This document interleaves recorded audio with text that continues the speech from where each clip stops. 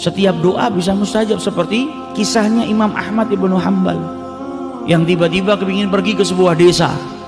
Ada yang meriwayatkan desanya Basrah, tiba-tiba ingin pergi ke Basrah dari Baghdad, ingin pergi ke Basrah, tapi nggak tahu untuk apa, hanya ada dorongan. Sampai di desa itu beliau sholat isya. Selesai sholat isya, zaman dulu yang namanya ulama besar dikenal, namanya kemana-mana, orang kenal siapa Imam Ahmad ibnu Hanbal. Tapi kan sarana tidak seperti kita sekarang. Dulu nggak ada majalah, nggak ada internet, jadi orang kenal namanya Ahmad ibnu Hanbal tapi belum pernah berjumpa.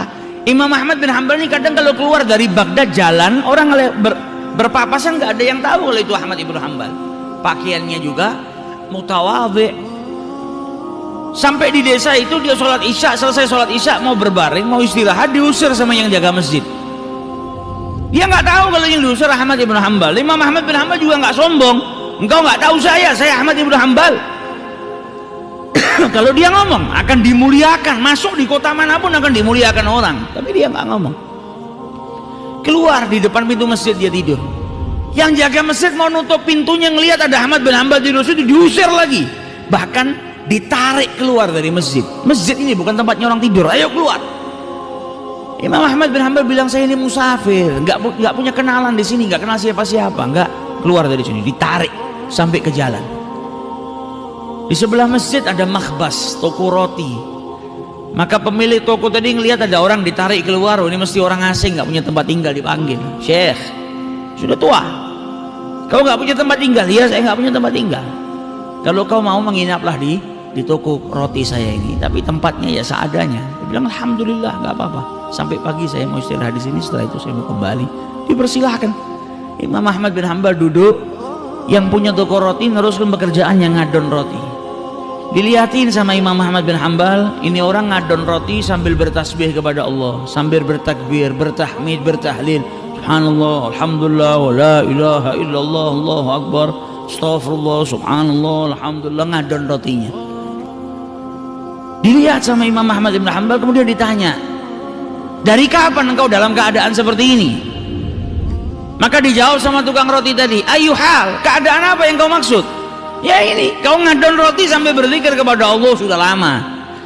Saya selalu membiasakan diri saya selalu dalam keadaan berzikir kepada Allah Subhanahu wa ta'ala. Maka ditanya sama Ahmad ibn Hanbal, apa yang kau dapatkan dari zikirmu itu? Manfaatnya apa? Berkahnya apa yang sudah nampak, yang nyata? Kata si pembuat roti tadi, tidak ada satu doa pun yang aku panjatkan kepada Allah kecuali diijabahi sama Allah. Kaget Imam Ahmad bin Hanbal.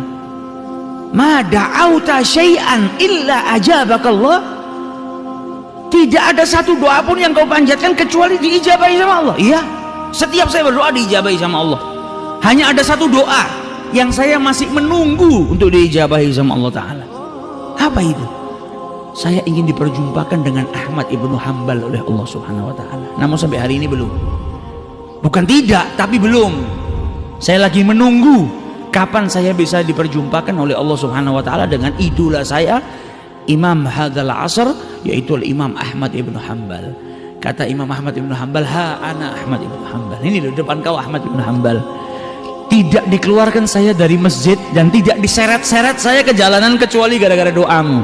Gara-gara zikirmu ini saya diseret. Saya berangkat dari kota saya ke desa ini, sampai desa ini mau tidur di masjid saja sampai diusir, diseret keluar, dimasukkan ke tokomu. Ini tak lain karena Allah Subhanahu wa ta'ala mengijabahi doamu. Zikirmu yang jadikan saya masuk ke toko roti ini.